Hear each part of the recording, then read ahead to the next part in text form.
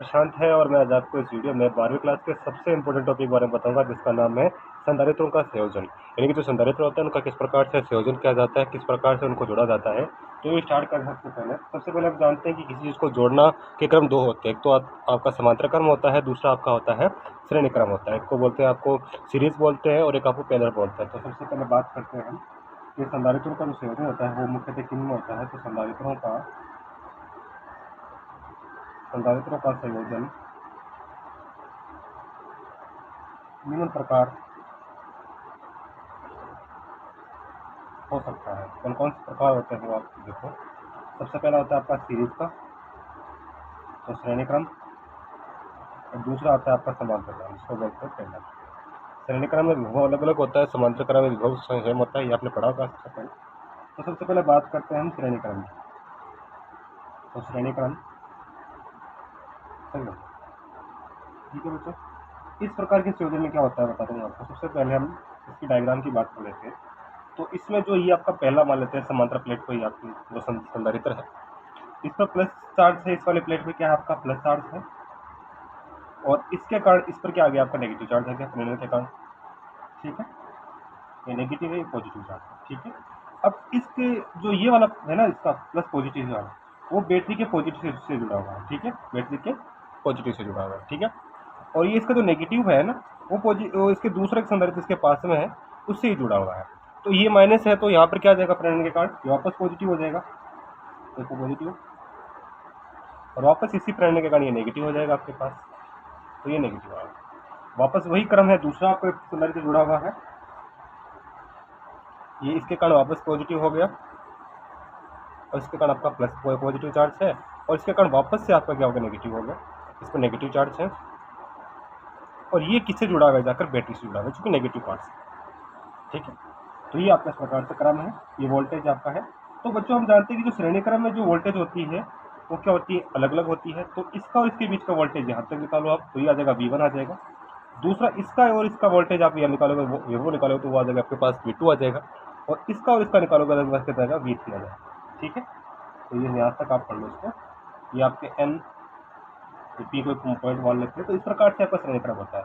तो थ्योरी में आप खुद लिख लोगे या मैं लिखूंगा आपको, तो इसमें लिख सकते हो कि इस प्रकार के संयोजन में किस प्रकार से होता है कि पॉजिटिव पार्ट संधारित्र एक के प्लस वाले पार्ट से जुड़ा होता है, और इसके प्रेरण कारण यहाँ पे नेगेटिव आ जाता है, और यहाँ से नेगेटिव वाले कारण ये वापस इससे ये जुड़ा होता है, ये फिर से पॉजिटिव हो जाता है, फिर इसके प्रेरण कारण वापस नेगेटिव हो गया, फिर वापस पॉजिटिव, फिर नेगेटिव।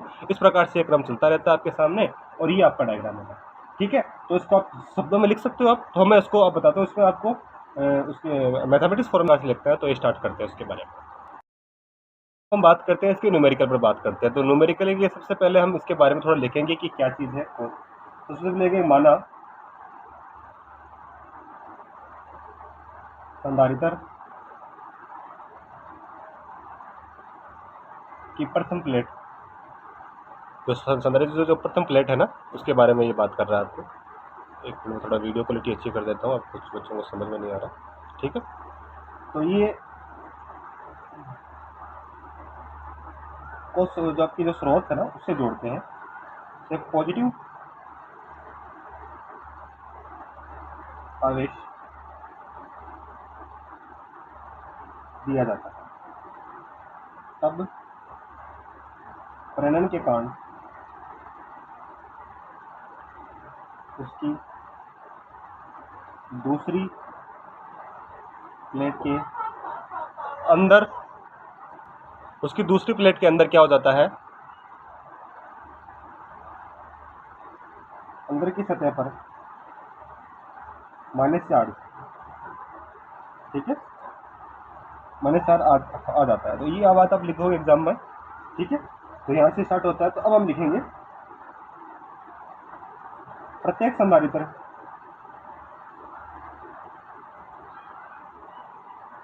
संधारित्र पर आवेश के अंदर जो आवेश होगा, आवेश का परिणाम समान होता है। ठीक है, परंतु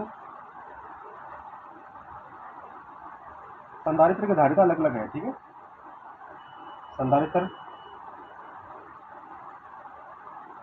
कि धारिता भिन्न भिन्न होने के कारण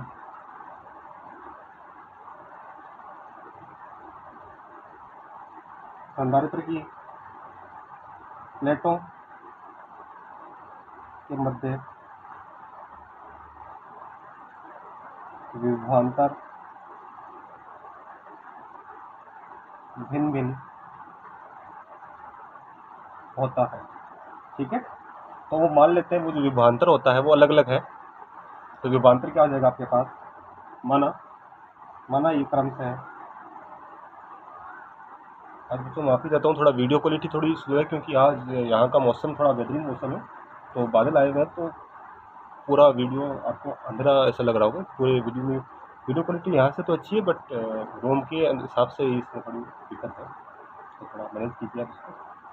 और कुछ ही दिनों में मैं आपको बोर्ड पर पढ़ना स्टार्ट कर दूँगा।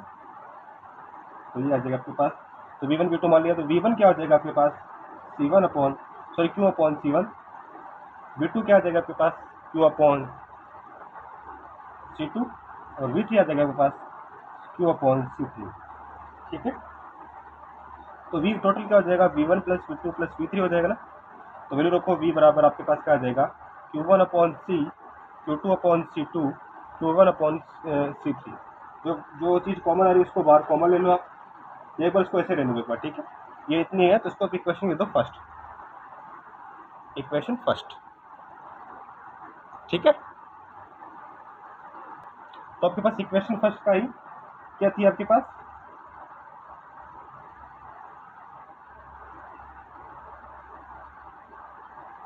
अब हम जानते हैं यदि संयोजन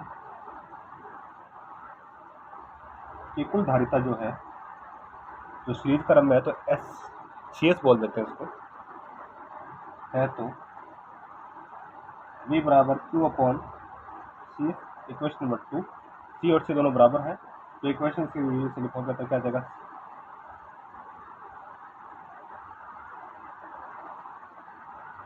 C3 आ जाएगा, Q से Q कट जाएगा, तो 1 अपॉन CS क्या आ जाएगा, 1 अपॉन CS1, 1 अपॉन CS, ये तो ये आ जाएगा आपके पास सीरीज क्रम के लिए आ जाएगा। ठीक है, इक्वेशन नंबर आ जाएगी आपके पास थर्ड। तो आप क्या लिखोगे, इसी प्रकार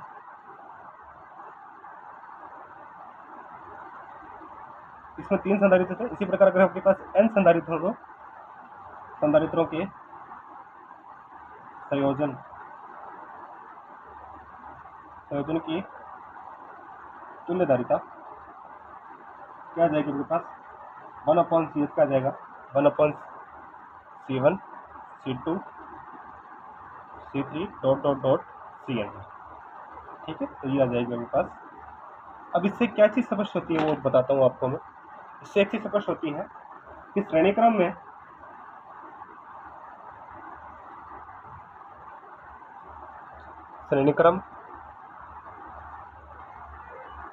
संयोजन में तुल्य धारिता का व्युत्क्रम, है तुल्य धारिता का व्युत्क्रम संयोजन में लगे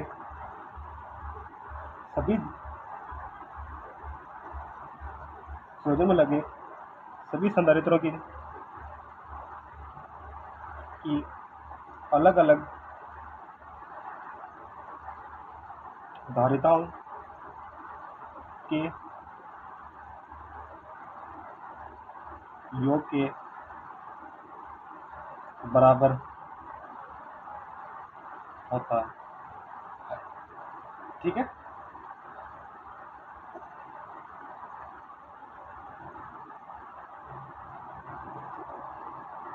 अब देखो बच्चों, हमें जो श्रेणी क्रम में जो इक्वेशन प्राप्त हुई उससे हमें कुछ महत्वपूर्ण फैक्ट हमारे सामने आए, इंपॉर्टेंट फैक्ट आए, जो कि एग्जाम में आपको सीधे पूछे जा सकते हैं, तो उसके बारे में देखते हैं।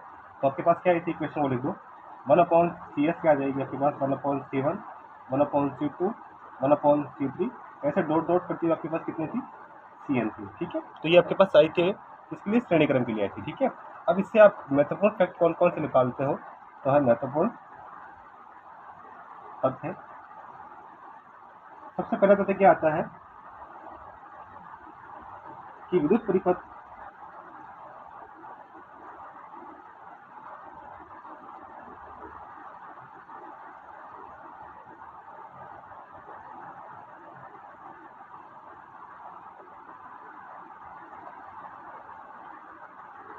का संयोजन यदि श्रेणी क्रम में हो तो उससे कम धारिता वाला ही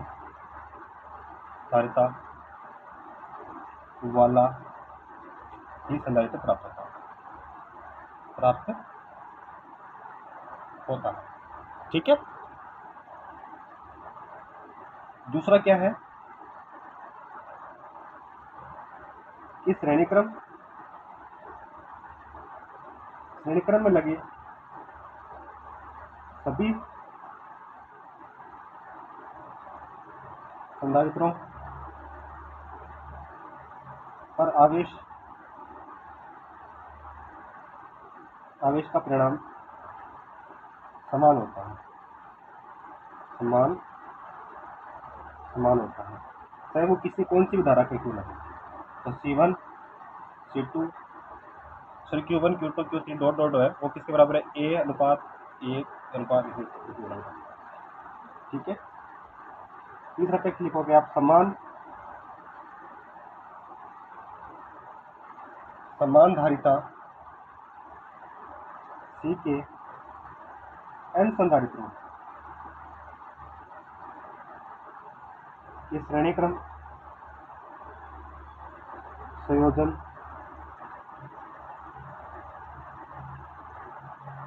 की तुल्य धारिता एक संधारित्र की धारिता एवं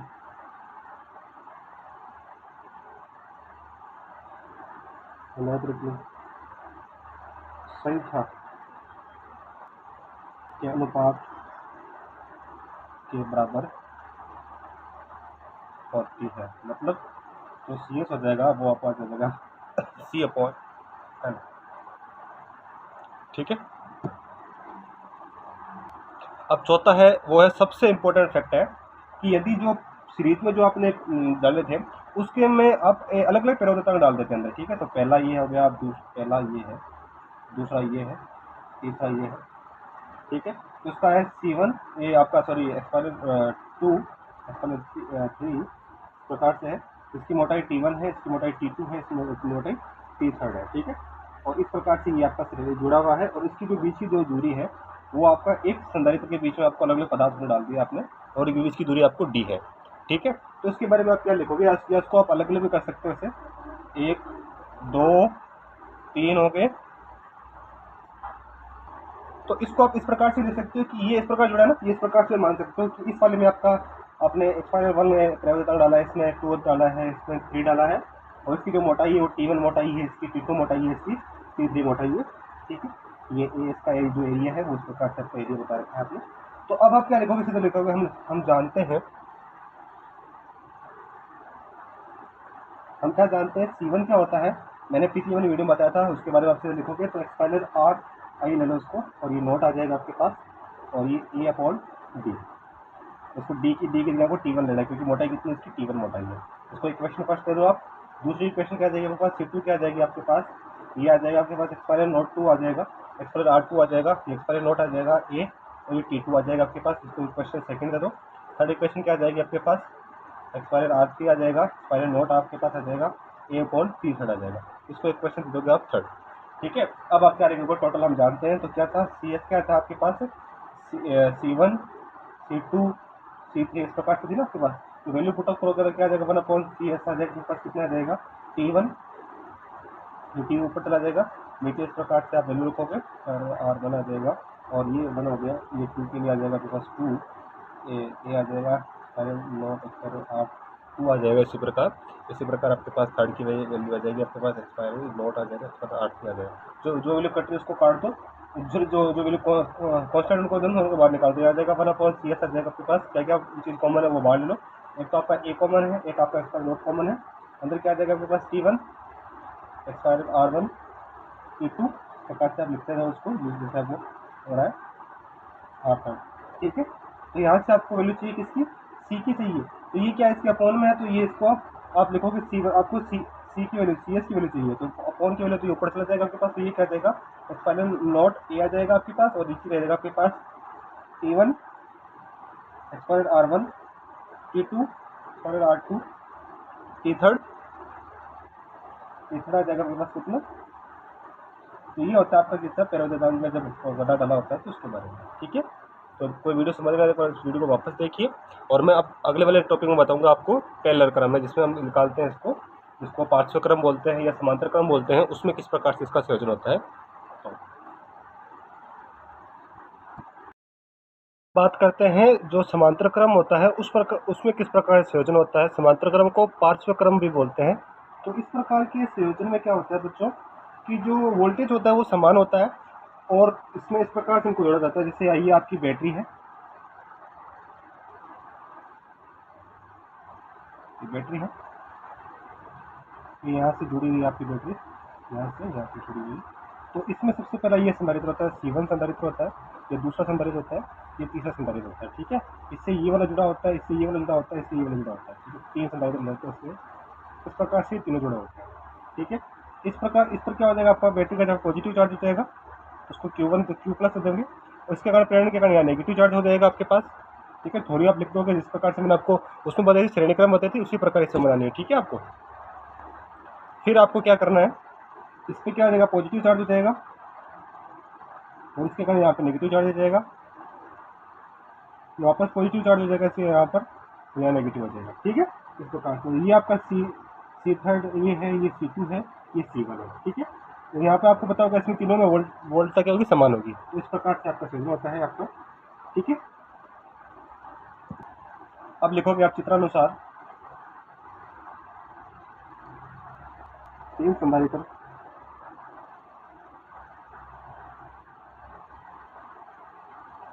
जिसकी धारिता क्रम से C1 C2 तथा C3 है तो हम जानते हैं, क्या जानते हैं हम, कि Q बराबर क्या हो जाएगा, Q1 बराबर C1 V1 equation first, Q2 बराबर क्या आ जाएगा C2 V2 C2 V, और Q3 आ जाएगा C3 V। Equation third, equation second प्रकार से। ठीक है, कुल आवेश थोड़ी आप लिख लोगे, इसमें मैं आपको लिखा रहा हूँ उससे प्रकार जिससे पहले मैं बताया आपको मैंने। तो कुल आवेश कितना हो जाएगा, Q बराबर Q1 plus Q2 plus Q third, value put off कर दो सभी में। Q बराबर क्या हो जाएगा आपके पास C1 V C2 V और C थर्ड V, कॉमन है, इसको कॉमन ले लो, V बार आ जाएगा, तो C1 plus C2 plus C third, equation आ जाएगी आपके पास 4। ठीक है, यदि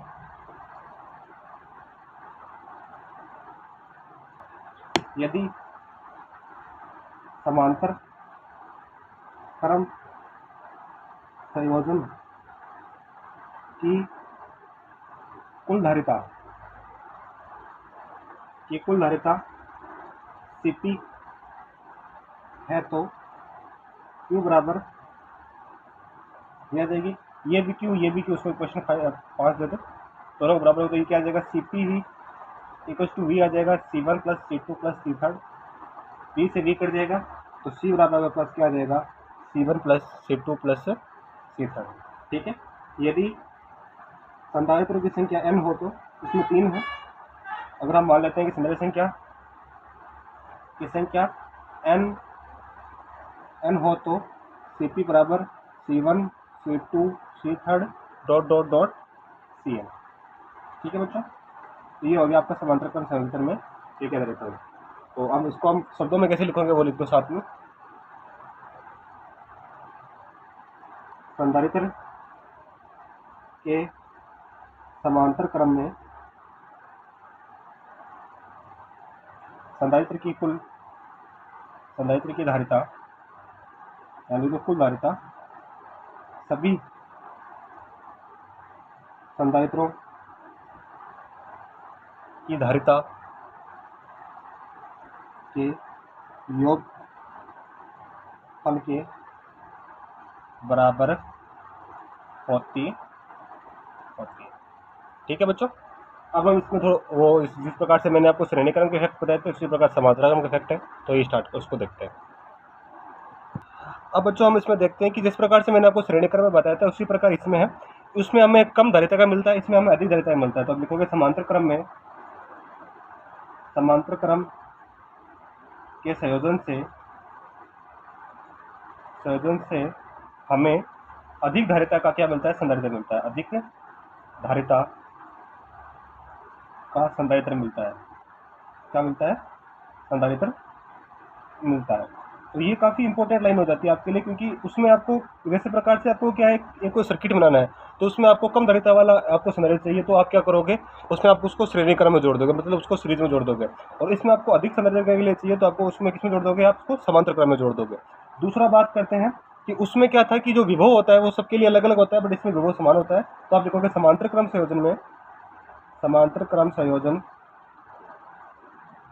संयोजन में जो धारिता होती है, धारिता का विभवांतर क्या होता है, समान होता है। विभवांतर क्या होता है, समान होता है। ठीक है, मतलब इसमें जो V1 होगा वो V1 का अनुपात V2 के साथ और V3 का अनुपात कितने के बराबर हो जाएगा, आपके पास 1 के बराबर हो जाएगा। तो ये था आपका विभव का कंसेप्ट आ गया। अब इसी प्रकार से एक और इसमें कि अब यदि समान धारिता आपकी है, आप उसको सी ले लो दरअसल को, कि जो N आपके पास कैपेसिटर है, N आपके पास कैपेसिटर संधारित्र है, कि समांतर क्रम संयोजन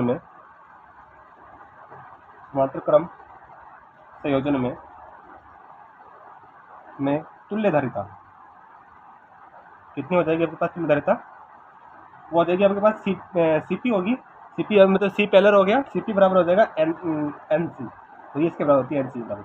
ठीक है, अब तीसरा सबसे इंपॉर्टेंट जो कि मैंने उसमें बताया था कि अलग अलग परिवर्तन ले लिया हमने। ठीक है, तो उसको आप ऐसे जोड़ लो। ठीक है, सभी को ये सभी आगे एक साथ आ गए, तो ये आ जाएगा आपका C1 आ जाएगा, ये C2 आ जाएगा, ये C3 आ जाएगा, सॉरी एक्सपेरिमेंट आ जाएगा, C2 आ जाएगा, C3 आ जाएगा, और इस प्रकार से जुड़ा हुआ है आपका।